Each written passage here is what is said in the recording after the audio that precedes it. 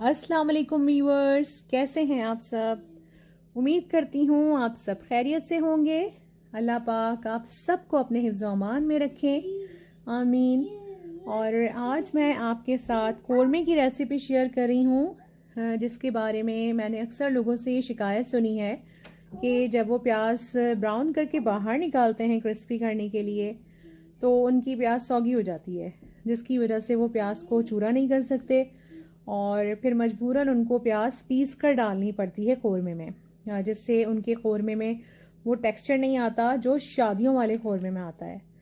तो आज मैं आपकी ये प्रॉब्लम सॉल्व करने जा रही हूँ और आपको मैं कोरमे की ऐसी परफेक्ट रेसिपी बताऊंगी जिसमें ना तो हमें प्याज को ब्राउन करके बाहर निकालने की ज़रूरत पड़ेगी, ना ही उसको चूरा करने की ज़रूरत होगी और ना ही उसको पीसने की ज़रूरत पड़ेगी। जी हाँ, हमें ये तीनों चीज़ें करने की बिल्कुल ज़रूरत नहीं है। हम एक ही वक्त में वो कोरमा तैयार करेंगे, हमें उसमें कोई झंझट नहीं करनी है, कोई एक्स्ट्रा काम नहीं करना है और कोरमा बिल्कुल वैसा तैयार होगा जैसा शादियों में तैयार होता है।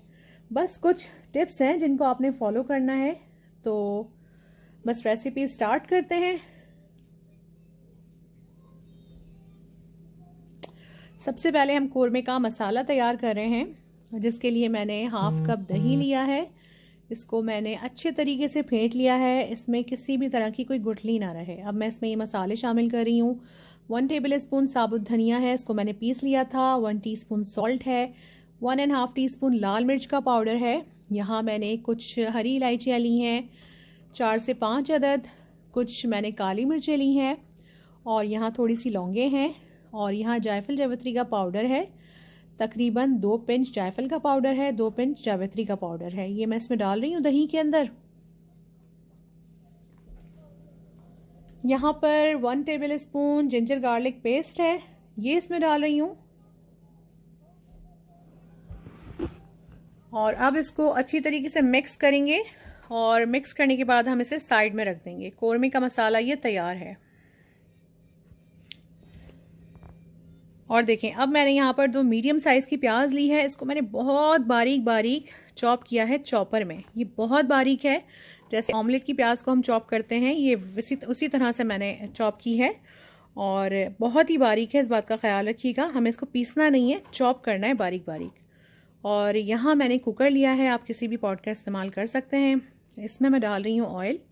ऑयल आप अपनी मर्ज़ी से कम या ज़्यादा कर सकते हैं। वैसे कोरमा घी में बनता है, लेकिन अगर आप चाहें तो ऑयल में बना सकते हैं। और इसमें मैं ये प्याज डाल रही हूँ जो मैंने बहुत बारीक चॉप करके रखी थी। देखिए, इस बात का ख्याल रखिएगा कि इसको बहुत बारीक चॉप करना है और अब हमने इसे गोल्डन ब्राउन करना है। हमने प्याज को बिल्कुल भी जलाना नहीं है, इसमें चमचा चलाते रहना है और इसको गोल्डन ब्राउन करना है। प्याज को डार्क ब्राउन करेंगे तो कोरमा कड़वा हो जाएगा। तो इसकी जो असल टिप है ना, वो ये प्याज है। प्याज को बारीक बारीक चॉप करना है और प्याज को गोल्डन ब्राउन करना है, डार्क ब्राउन नहीं करना है। प्याज गोल्डन ब्राउन हो गई, मैंने एक चूल्हा बंद कर दिया और कुकर को साइड में कर लिया। तो इसको साइड में करने का मकसद ये है कि हम जो इसमें मसाला शामिल करेंगे उसमें गुठलियाँ ना बने। मैं इसमें थोड़ा सा पानी डाल रही हूँ, ये काम हमें बहुत जल्दी करना है। और अब मैं इसमें ये कोरमे का मसाला डाल रही हूँ और इसको जल्दी जल्दी से मैं इसको मिक्स करूँगी। ये एक टिप है कि हमने इसको चूल्हे से उतारना है, इसमें थोड़ा सा पानी डालना है, फिर ये मसाला डालना है और इसको जल्दी जल्दी से मिक्स करना है ताकि इसमें कोई गुठली ना रहे। ठीक है, थोड़ा सा पानी मैं इसमें और डाल रही हूँ और इसको अच्छी तरह से मिक्स करके मैं चूल्हे पर अब रख दूंगी।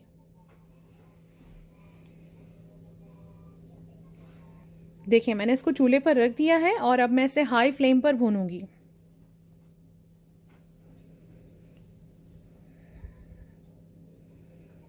बहुत अच्छे तरीके से हम इसको भूनेंगे। मैं आपसे फिर कह रही हूँ कि प्याज को डार्क ब्राउन बिल्कुल नहीं करना है, कोरमा कड़वा हो जाएगा। प्याज को हमने गोल्डन ब्राउन करना है हाई फ्लेम पर। फ्लेम बिल्कुल भी लो नहीं रखनी है उस वक्त जब प्याज ब्राउन हो रही होगी। और ये कोरमा जो है, इसका मसाला जो है, ये अच्छी तरीके से भुन रहा है।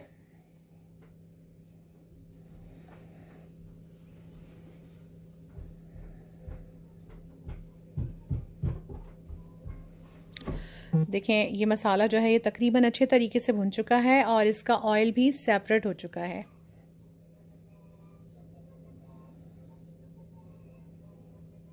ये देखें कितना ज़बरदस्त इसका टेक्सचर आया है। ये भुन चुका है मसाला अच्छे तरीके से। और अब मैं इसमें शामिल कर रही हूँ आधा किलो चिकन।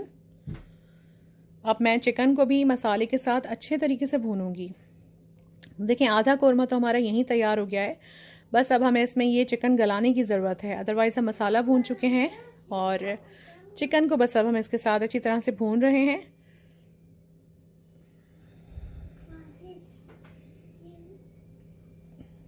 ये देखिए कितना ज़बरदस्त इसका टेक्सचर आया है ना, बिल्कुल शादियों वाले कौरमे का।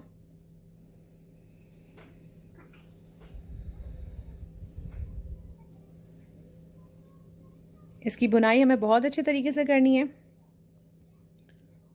और अब मैं इसमें थोड़ा सा पानी शामिल करूँगी और इसको कवर करके रख दूँगी ताकि चिकन गल जाए। बस इतनी आसान सी ये रेसिपी है। बस इसमें जो छोटी छोटी सी टिप्स हैं हमने बस उनको फॉलो करना है, फिर आप देखिएगा कितना परफेक्ट कौरमा आपका तैयार होता है बग़ैर मेहनत के। और अब मैं इसमें थोड़ा सा केवड़ा वाटर डाल रही हूँ। अच्छी तरह से मैं इसको मिक्स करूँगी।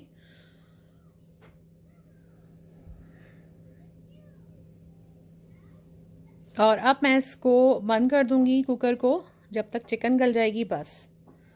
और ये देखिए ये मज़ेदार सा कौरमा तैयार है।